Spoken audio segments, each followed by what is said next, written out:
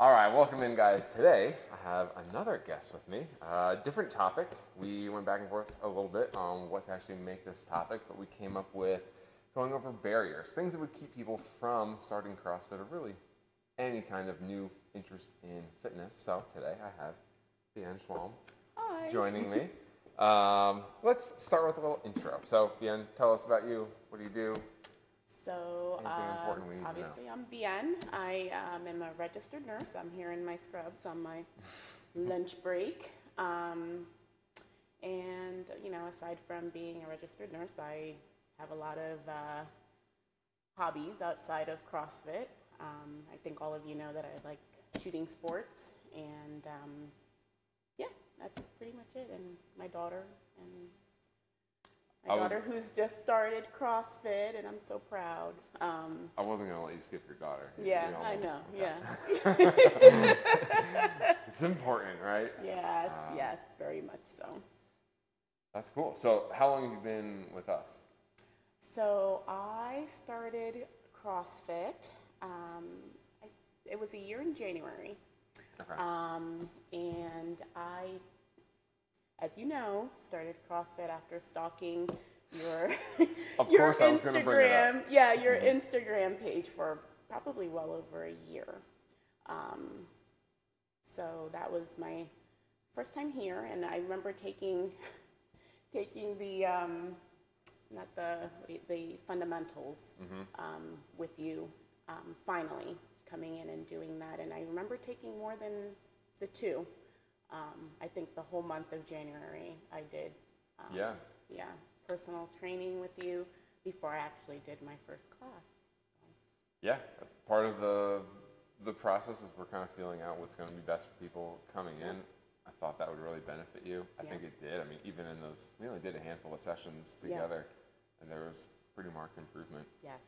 Yes. But I'm curious, while you were stalking us, what was keeping you from reaching out? What was keeping you from getting going?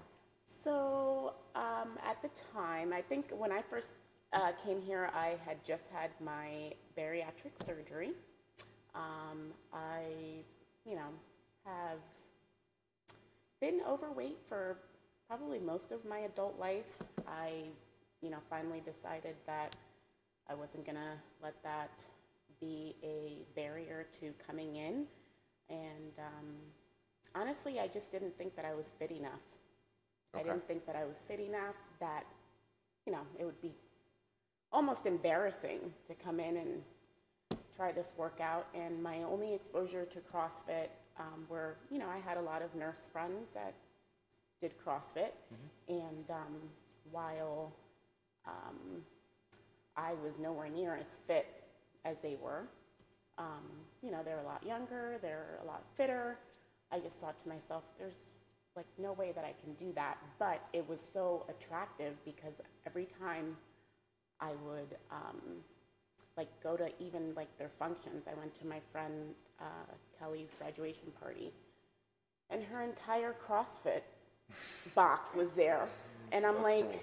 Wow, this is intriguing. It's weird, but it's intriguing because it's just that support. Like, it's something that really can't be explained until you actually experience it, and how much it helps you just kind of get over those barriers and just do it because you're doing it with the help of your CrossFit family. Yeah. It's something I talk about all the time. One sort of measure of success for the gym is how weird do your friends and family think the social events that you're doing are, right? Yeah. How weird do they find it that you're going to your gym for a chili cook-off? Right. Yeah. Exactly. Yep. Yeah. Like, no, I can't do that. I have plans. What are you doing? The open? Yeah. It's a strange thing. That's why we sometimes get the culty reputation. But yeah. So I did. So that culty reputation. While I made fun of her, I'm like, you're doing birthday burpees. What are you doing? I actually, now looking back, I was like, that's actually kind of cool that they're all like just coming together and doing that. And at the time, I remember her coach being there and saying, you should try it. You'd be great, blah, blah, blah. And I was just like, really, but really though, like I don't look like any of you. I don't, I wasn't fit. I was overweight. I was depressed.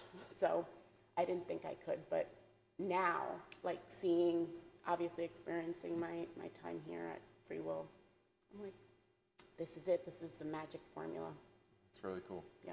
Now, was that, when you went to that party, was that pre-surgery or post? That was pre-surgery. Okay. Yeah, that was pre-surgery.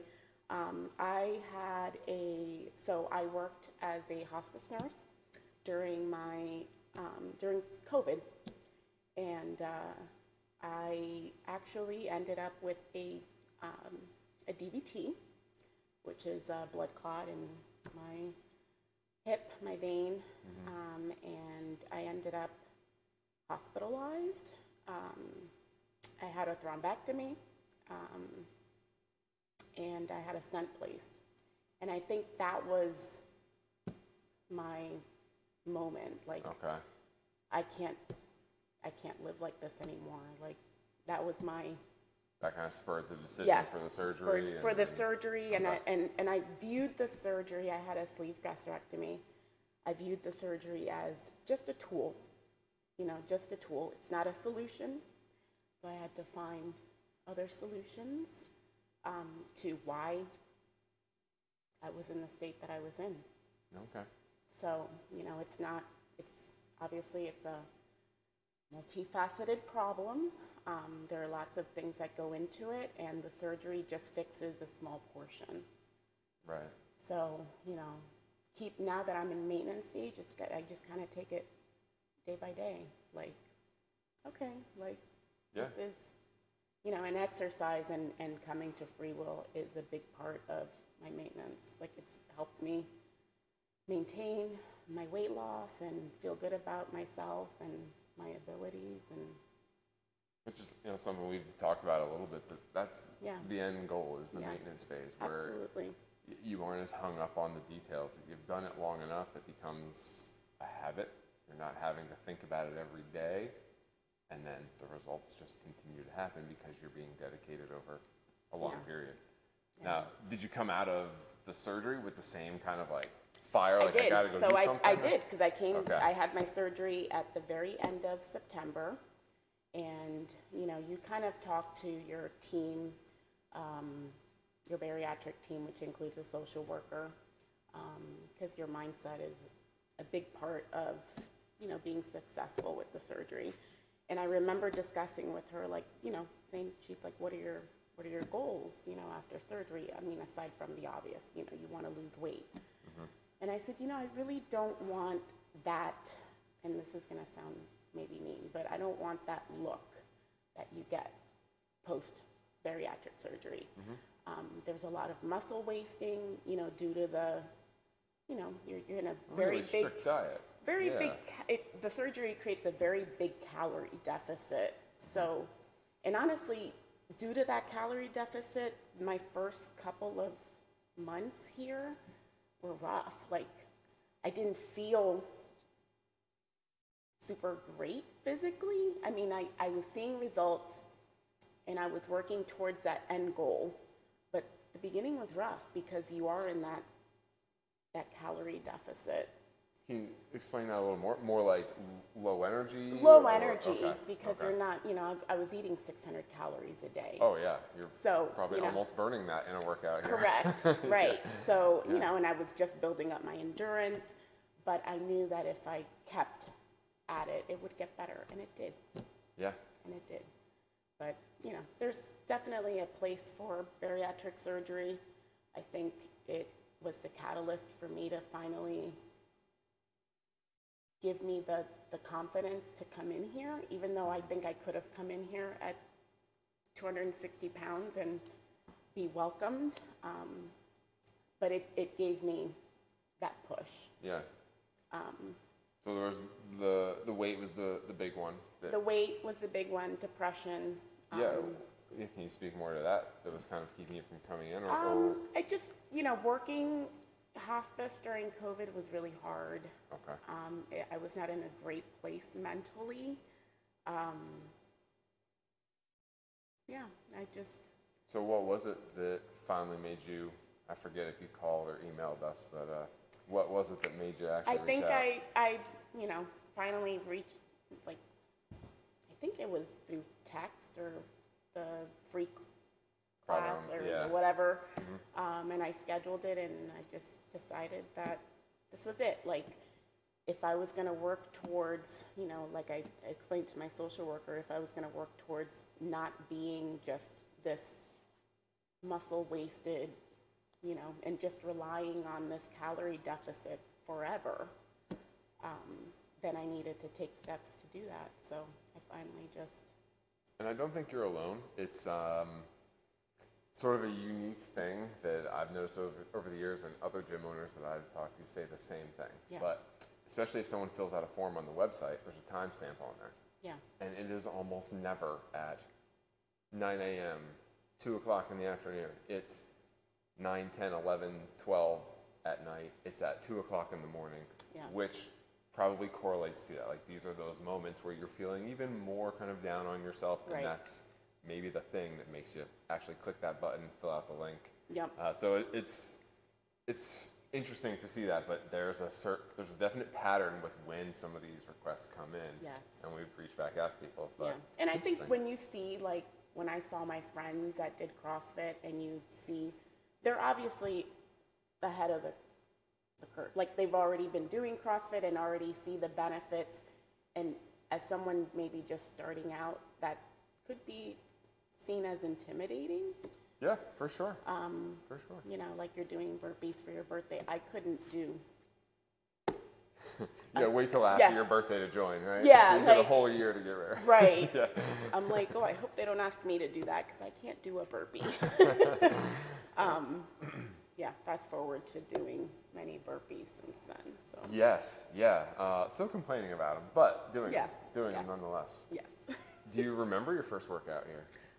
I don't remember the exact workout. I do remember posting on SugarWOD, and I remember, I think Mary was the first person to give me my first fist bump. Wow. And she commented and said, "Great job, welcome." And I was like, was this that ripped lady on the that like completely blew things out of the water, like blew the water out of the water, and I'm like barely survived. And that was like my first, okay, well maybe like they aren't gonna laugh at me. They've just encouraged me. Yeah. Yeah. I think it's one of the coolest things. It's a level playing field, because if you're in a class, you're doing the same amount of work as everyone else in that class, right? And maybe it looks different how it's happening, but you're doing the work. Right. That's it goes a long way to building some camaraderie, and that's great that you got that right away. I did. Do you remember how the workout went? I think there were sit-ups. Okay. Which I didn't do at the time. I did crunches for the longest time. So that was something I was even going to bring up too, because I remember that was one of the first things we did in one of our one-on-one sessions. Is I had you doing like a partial sit-up. Yeah. And I don't think we did one in that first day. No. And then fast forward to, maybe it was 3-4 months down the road. Yeah. And there was a workout that had, I think it was descending reps, and it started with a set of, 50 or 40 sit-ups. Yeah. And I remember talking to you about scaling it or breaking up the reps. Yeah. And you finish the workout and you turn around and you're like, I did that first set unbroken. Literally blew my mind, because I knew exactly where we started from, which was basically 0, not even 1. And then to be able to do any amount unbroken like that. And then also whatever was left in that Metcon. Yeah. Huge. That's one moment that I'll never forget. Yeah. Such a huge change from where we started. Yes. And really cool to see. Now, was there a moment that you remember with either workouts or even things outside the gym where your mindset changed a little bit as far as what you think you're capable of, what you expect from yourself? That probably changes. Like every time, so I'm like, all right, I can do sit-ups, and I'm like, okay, well, I think there was a workout where I was the only person at 6 p.m. and you were teaching, and it was burpees, and I'd never done a burpee in a WOD. I'm like, okay, well, They're like, let's try it. And I did. I did the whole one. And I did the burpees. And I'm like, okay. And then it was, okay, well, let's see if I can do a wall walk. So I started with Anita, I think just, you know, doing a partial, just holding position. And then eventually I was able to walk back. So cool. I surprise myself every time I'm like, okay, I can do this. Because it's not the movements. It's consistently doing things that are hard. Yes. And after you do enough hard things successfully, even if it takes you a little time, your mind frame changes. Correct. You look at things as maybe that's difficult, but it's not impossible. And Yes. that's a huge shift for a lot of people. Yeah. That's really cool. I mean, yeah, and I did the open when I first joined, and then in February, I joined in January, did the open in February, and I remember thinking, well, what's the worst that can happen? I'll look back at this and say, I love it. I did much better, and I did. Yeah. I did. I remember I couldn't finish foundations, and I did all my workouts scaled, so. It's really cool. So I'm very excited. No, really impressive for you to sign up for the open that quickly after starting CrossFit too. That's amazing. Yeah. I mean, to have that confidence. Commit to do scary things. Yeah, you were hitting the ground running for sure. That was really cool. So outside the gym, have you found other benefits to? Yeah, my shooting is so much better. You know, a lot of the two-gun competitions that I did prior to my surgery and to CrossFit, you know, there was a lot of movement involved, and I think we did the one competition in a two-gun competition in Topton, and I remember Craig saying, "Wow, I haven't seen you move that fast, like, ever." I'm like, that's cool. Yeah, now, I'll take it. A time component in some of the There scores? is, it's timed. Oh, okay. Yeah. So it counts how fast you get from one target to the next? Yep. Gotcha. Yep. That's really cool. Yeah, and then joining, you know, a lot of Costa joining in some of our endeavors has been great. Took Lauren for her first skeet shooting lesson this past weekend, so it's been nice to share that with my gym fam. I think that's the other benefit. You know, the fitness is one thing, right? And you know, we're going to teach you how to squat and do a push-up, but it's also immediately connecting you with some more like-minded people, and more like-minded than just that you happen to have the same interest in a career. Whereas here, I feel like you're more likely to have some other things in common. Yeah, absolutely. It's like we're all doing this chipper wad. Life is a chipper wad, and we're all just chipping away at it, but we're doing it together, and somehow it just seems so doable when it's all of you doing it. It's a good analogy. This will just continue to annoy Brittany as I try to relate everything in life to CrossFit somehow. But now I got one more tool in my tool belt. You got one more. We're all just Brittany. in this chipper wad. No, I love it. I love it. So, I mean, you certainly little unique beginning, and you know what you had to overcome getting into CrossFit. Yeah. So I'm curious what your advice is for someone who either is looking at CrossFit and thinking that's terrifying, no way, or maybe someone that would have never considered it because of what it does look like when you Google CrossFit. Yeah. What would your advice be to those people? I would say exactly what I said before, that you're looking at people that have already reaped the benefits of CrossFit, maybe for some time, but we all started somewhere. And, you know, I'm learning more and more from members. Just, you know, we all have our barriers to getting here. You know, life happens. And I'm just learning from members, like, all of these different barriers, like, that they've overcome and how CrossFit has improved their life. And it's just very inspiring. I think it's a lot of it too. Like it just overlaps on top of itself. Like you see the results, which is motivating. You enjoy the people, which is motivating to go hang out with them. And then when you learn more about the people, boy, it makes your list of excuses to skip the gym pretty darn short after a while, right? It's hard to not show up. Yeah, like not that anything's, you know, like my barriers are any worse than anybody else's, but sometimes I do, like, wow, like your struggles may be a little different, but they're still hard and you still overcame them and you're still here every day, grinding. That's right. Grinding away at that chipper wall. Yeah. Yes. Yes. Anything else that you want to bring up or mention before I give you the final question, the important one? I don't think so. Okay. So, to wrap up here, one final question. What is the artist or the song that comes on during a workout that gets you the most hyped? I would have to say, so it's probably 50-50. So whenever Tyler is teaching, it's usually like, it takes me back to like club life. Okay. So I would go with like whatever playlist he chooses, which I'm thinking is like a dance. Probably. That sounds very Tyler-esque. But I also enjoy, like, I think I was telling you beforehand, on Fit Radio, the mood selection, the aggressive.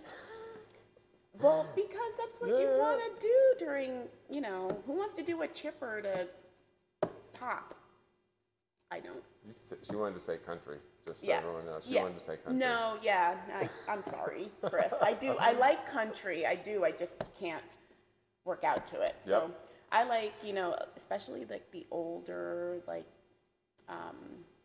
hip hop, like DMX. Oh yeah. Yeah, that would be my favorite. Okay. I love it. We're gonna wrap it at that. Again, thank you so much for doing this with me. Thank you for having me. I hope I was somewhat interesting, but you were very interesting. I'm sure. But yeah, again, big thanks to Deanne for coming in. We'll continue doing some more of these, getting some more people in here, learning some more stories, and I'll see you guys next week.